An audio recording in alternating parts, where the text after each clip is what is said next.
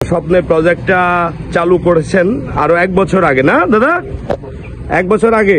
হ্যাঁ, আমি তো মনে প্রথম আসছিলাম নাকি এই খামারে, বাচ্চা উঠার আগে পরিচয়। হ্যাঁ প্রথম আপনি। হ্যাঁ, তো এখনো পর্যন্ত আপনার ভিডিও দেখে মোটামুটি আপনার মতো করে করার চেষ্টা করছি, হয়তো 100% করতে পারি নাই।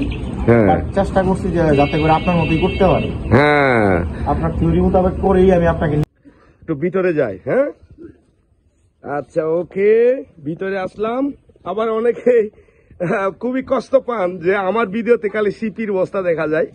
আসলে আমি সিপি বাংলাদেশ লিমিটেডের চাকরি করি, আমি ফিডের ডাক্তার, যার কারণে সিপির খামার ভিজিট করি আর সিপির বস্তাতে দেখা যায়। ভাই, এটা নিয়ে মন খারাপ করবেন না আপনারা।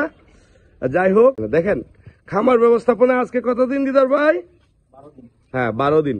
12 দিনে এখানে বাচ্চা আসে কতগুলো? 3000 বাচ্চা। ঠিক আছে, 3000 বাচ্চাকে এভাবে সুন্দরভাবে ম্যানেজমেন্ট করে রাখা হয়েছে। আপনারা দেখে নেন যে লাইন বাই লাইন কিভাবে বাচ্চাগুলোকে আজকে 12 দিন বয়সে করতেছে। আপনার খামার ব্যবস্থাপনা উনি করতেছেন, এটা অসাধারণ জোস। এবং উপরে কিন্তু এখনো কারিশমা বাকি আছে। প্রত্যেকবারে দেখায় যে এই যে পাইপগুলো দেখতেছেন, এইগুলো দেখতেছেন। হ্যাঁ, আগামীকাল থেকে এখানে বেল ড্রিঙ্কার গুলো নামানো হবে। তবে আমি আজকে দিদার ভাইকে বকা দিয়েছি যে 12 দিন বয়সে এভাবে ছোট পাত্রে পানি না দেওয়া, খাদ্য না দেওয়া উত্তম। তারপরে আমি কি জন্য দিই, যাতে করে মুরগিগুলি আপনার ছোট বড় না হয়। আচ্ছা, সব থেকে বড় অভিযোগ হ্যাঁ, যে কি জন্য আমরা ওই মুরগি ছোট বড় হয়ে যায়। তবে আমার যতটুকু থিওরি, আমার থিওরিতে যতটুকু হয়, বড় পাত্র দিলে অনেক ক্ষেত্রে দেখা গেছে আপনার স্ক্যানের উপরে দেয়, সেক্ষেত্রে একটু হাইটটা বেশি হয়ে যায়, যে কারণে আবার যে বাচ্চারা একটু ছোট, সেই বাচ্চারা খাবার প্রপারলি খাইতে পারে না। আচ্ছা, যে কারণে আমি চেষ্টা করি মিনিমাম 13 থেকে 14 দিন বয়স পর্যন্ত ছোট বাচ্চা খাবার দেওয়ার জন্য। একটু পরিশ্রম হয়, ঘন ঘন খাবার দেওয়া লাগে, পানি দেওয়া লাগে, বাট তারপরেও আমার জন্য রেজাল্ট ভালো। গুড। আর আজকে একটা কথা বলবো, আমি পরিচয় করিয়ে দিচ্ছি। দিদার ভাই হচ্ছে ইয়াং এনার্জেটিক একজন ইয়াং উদ্যোক্তা আর কি। হ্যাঁ, তো উনি তার স্বপ্নের প্রজেক্টটা চালু করেছেন আরো 1 বছর আগে, না দাদা? 1 বছর আগে।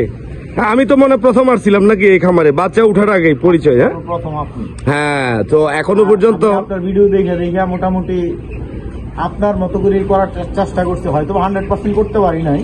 হ্যাঁ, চেষ্টা করছি যে যাতে করে আপনার মতোই করতে পারি। হ্যাঁ, আপনার থিওরি মোতাবেক করেই আমি আপনাকে নিয়ে আসছিলাম। আচ্ছা, ওকে, থ্যাংক ইউ। এই খামারের অনেক ভিডিও দিয়েছি, দিদার ভাইকে অসংখ্য ধন্যবাদ। দিদার ভাই যদি আমার যে কথাগুলো অনেকে বাস্তবায়ন করতে পারে না, কারণ টাকা পয়সার একটা ব্যাপার স্যাপার আছে অনেকের, এটার জন্য আমি কাউকে দোষারোপ করছি না। তো দিদার ভাইয়ের জন্য শুভকামনা, একজন এরকম ইয়াং উদ্যোক্তাগুলো একদিন ভবিষ্যতে আরো ভালো কিছু করবে। দিদার ভাইয়ের এই 3000 প্রজেক্ট বাদেও আরো প্রায় 10,000-এর একটা প্রজেক্ট আছে, দেখাই না আর কি। হ্যাঁ, তো এটা আমরা পরে দেখাবো। দিদার ভাই বাচ্চা পাইছে। হ্যাঁ, বাচ্চা পাওয়ার পর অনেক কষ্ট করতেছে, ভাইরা কষ্ট করতেছে, ভাইদের অসংখ্য ধন্যবাদ। ভাই কেমন আছেন? কাজ, এখানে কাজ করতে কি কোনো কষ্ট লাগে? কোনো লজ্জা পাওয়া যাবে না, ঠিক আছে? এই সেক্টরে যে আমিও কিন্তু, হ্যাঁ, আমিও আপনাদের সাথে আছি। তো অনেক ধরনের ব্লগ বানাই, বাট আমি চেষ্টা করি যে প্রত্যেকটা ব্লগের মাধ্যমে আপনাদের ভালো কিছু দেখানোর। এখানে দেখেন এই পানির ট্যাঙ্কিটার কথা বলি।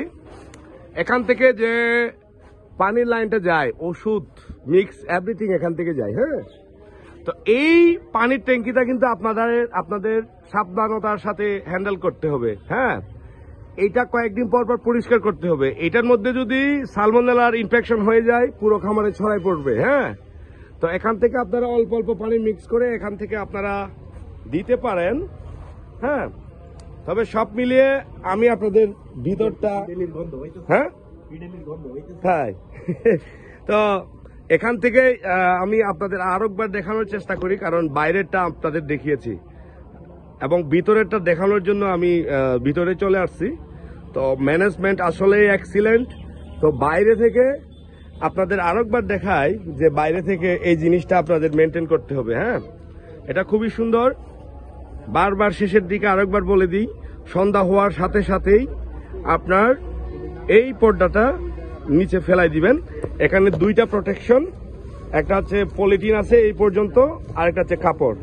এই কাপড়টা দেখেন এই কাপড়টা কিন্তু আপনাদের এদিক থেকে প্রায় দেখা যায়, হ্যাঁ, মোটামুটি ভারী এবং ফু দিলে কিন্তু এদিক দিয়ে বেরোবে, মোটামুটি বেরোবে কি দিদার ভাই? ফু দিলে কি এদিক দিয়ে বাতাস পাস হয়? অবশ্যই হবে। দেখি ফু দিয়ে দেখেন তো। হ্যাঁ হয়। তো আপনাদের পর্দা সিলেকশনে এমন ভাবে দিতে হবে যে পর্দাটা দিয়ে আপনার বাতাস একটু হলেও, এই যে এখান থেকে আপনি ভিতরে লাইট দেখতে হ্যাঁ হ্যাঁ, লাইট দেখা যায়, হ্যাঁ লাইট দেখতে পারলে ওটা থেকে আপনার আলো বাতাস হ্যাঁ, দ্যাটস গ্রেট। এবং এখানে আপনার 11টার পরে এই পর্দাটা তুলে দিবেন, কোনো সমস্যা নাই, হ্যাঁ।